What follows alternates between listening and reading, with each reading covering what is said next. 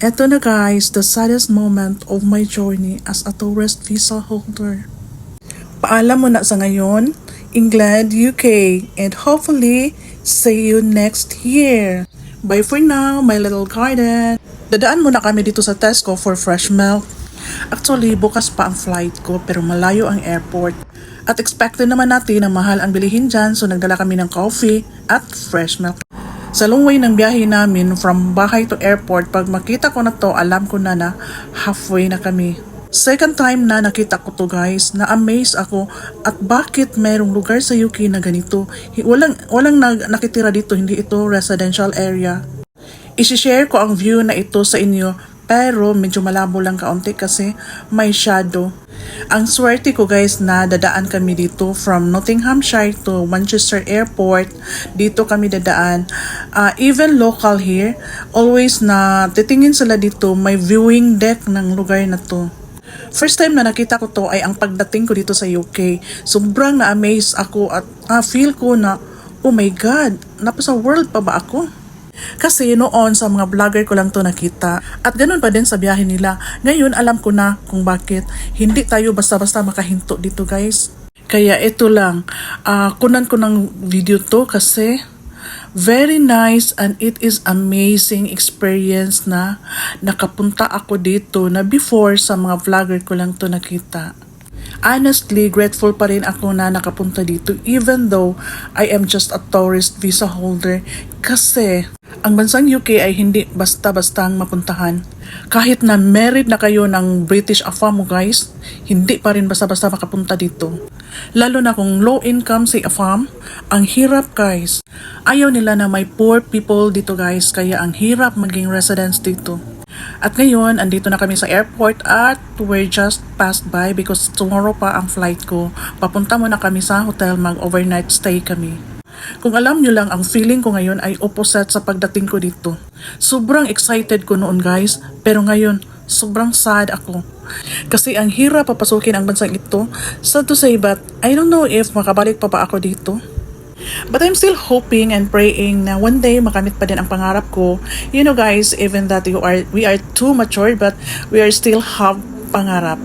Sana hindi pa tapos ang UK journey ko at pagbalik ko dito, sana ay forever na ang life ko dito. At andito na kami guys sa hotel ng lobby na pagstayhan namin ng overnight. This is friendly budget hotel. Among the 3 hotels here, this is the cheapest. Ang swerte ko ng AFAM ko guys kasi wala pang seguridad na makabalik ako dito pero naluluha na lang ako kasi walang kasiguruhan kung maka-living together pa din kami. So ngayon iisipin ko na lang na i-enjoy ko ang moment na to for my holiday visit here in UK. At andun na si AFAM guys sa front desk ng hotel para maka-check-in na kami. Sa lobby pa lang guys, maganda ang hotel na to kahit cheap lang. Ay, malapit na akong maka-chill at maka-relax. Sobrang hirap at malayo ang biyahe namin. Pagod kami sa biyahe at the same time, feel sad kahit sabihin ko na mag-enjoy ako for the moment na to pero hindi ko maiwasan na saddest moment ko to guys. At ngayon guys, andito na kami sa aming room at this is the view of our window. Oh, this is UK. Kahit sino na makita to, sobrang sakit. Naiwanan ang lugar na to. Sobrang ganda guys. No, amazed. Sobra UK. Ang sakit sa kalooban ko na mag-goodbye ng ganito kagandang lugar. At wala pa din akong magagawa. We need to follow the process. At ito ang hallway ng hotel. Bumaba ako na dumaan sa stairs para maipakita ko sa inyo ang walk-up. Level 1 lang naman kami. First floor, so mababa lang. Si AFAM guys, mahirap siya dumaan sa stairs. But you know guys, every time na pumunta kami ng hotel, gusto niyang malaman kung saan ang stairs. Just in case daw, gusto niya makita ang other way aside sa elevator. Balik kami sa lobby at ito guys, may pastime area sila at kumakain kami. Gutom na gutom kami galing sa biyahe. Pizza at garlic bread ang in-order namin. This is the food area and hindi crowded. By the way, when I came here guys, sobrang excited, kaba at hindi pa rin ako believe na andito na ako, nakapunta ako ng UK. At ngayon guys, napa-exact na ako, opposite ang nararamdaman ko. Kaya naisip ko guys na ayaw ko nang pumunta ng ibang bansa na ganun pa din, tourist visa holder, ayaw ko na, ang sakit sa loob nang mag-exit ka na. Ang gusto ni Afam na bumalik ako dito next year. Nang dahil ay dumaan pa man tayo sa process, so hindi pa natin masecure na talagang bumalik tayo dito next year. At you know guys, honestly, nasabi ko sa sarili ako na hindi ako bumalik dito na tourist visa again. Gusto ko na mag-upgrade and how to be forever here. Isa din ako sa nangarap na maka-stay dito sa UK, makapag-work. Hopefully, Lord, may makatulong sa akin. By the way guys, baba ako balik at gabi na. Gusto lang ako makakita sa labas. Lumabas with automatic door at ito na guys ang view ng gabi dito. So very nice, peaceful. At ito ang car ni Afam, nakapark siya sa priority. Full guest ang hotel na to guys. So Hayagra. Kana siya guys, sa likod nako is ang Radisson Blu Hotel. And then kani siya ang Holiday Hotel. And then kani siya mao ang Ibis Budget Hotel. So very nice kaayo. Yeah, friendly budget. Naana ni siya sa Port England, UK. Naniguro lang midaan kay 11 a.m. ako ang flight. So, mas better nga early. As early. Hindi tama late. No? So, muna siya guys. So, man gid siya din mingaw. Very nice kaayo. So, at least nga nakaanisat ko England and a few hours mag-goodbye na ko sa UK kay abot na ta sa atong duration. So need na natong iuli kay di ta pwede nga mag overstay. Ano siya guys, Radisson Blu, as you can see. Oh, that's the Radisson Blu. Oh, medyo layo ra na siya. And then mao ni siya ang Ibis Budget. Ibis Budget Hotels. Pero nice po kayo siya. Diba? Kinahanglan ato yung ulian guys. Kaya nga nung di jud pwede nga mag-overstay ta kay pati kaayo na dili ta pwede nga mag-bad record. So kinahanglan jud ta nga mo uli. So mao na mauli ta. Flight na nato ugma kay mag-due na atong 6 months nga tourist visa in UK.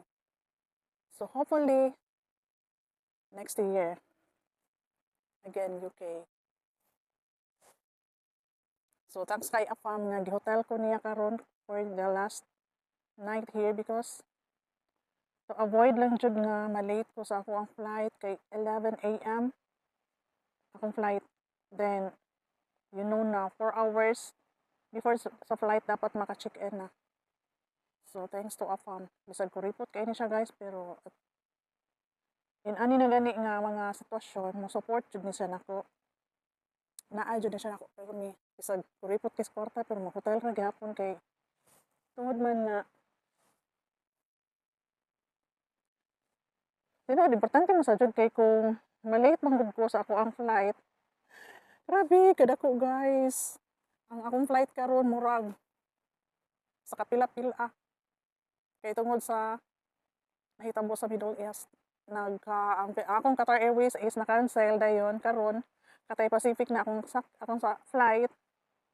Then grabe kataas sa price. So daghan kay diri guys, oy nagkuan mag-check-in.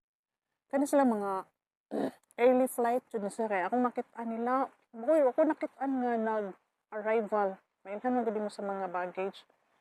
Puros jud departure pareha nako. Nga naadiri karon. Siyempre kay bisag mga naam gud sila sa kanan kung pareha na mo nga kanang pananglitan naabot ko gabi kung sa to pauli kay namin sa kanan. Di man na problema nila ang magabihan kay nindot man ilang daan then ilang sakyanan is condition kanunay walay minantinil. So amazing kay guys the Radisson Blu and the Ibis Budget Hotel. Oh, this is Ibis Budget Hotel, Manchester Airport. As you can see, dayon.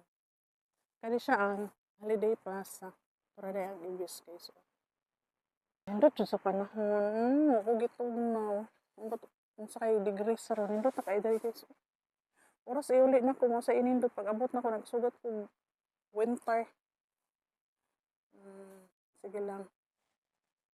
Hopefully, itugot ni Lord na makapanarbaho ta dire. So, ma-witnessan na nato ang tanan nga season. Ma-winter man or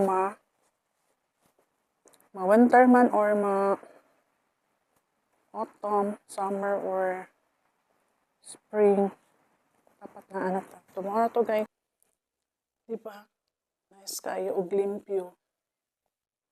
Limpyo kayo diri guys. So, yan, ma-amaze ko sa ilang kalimpyo good.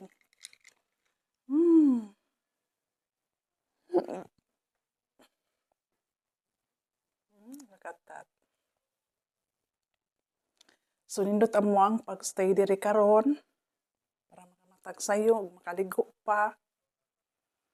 Then, walking distance lang airport mo. Ang Terminal 2 day ko. Mula Bangka ko diri. Shortcut ha. Then, mao na dayon. Terminal 2 na. So, thanks. Tanan jud ni Afam. Thank you kaayo. Sa tanan. Mao ni akong Afam. Maybe this is our last eating together. Thanks for watching, guys.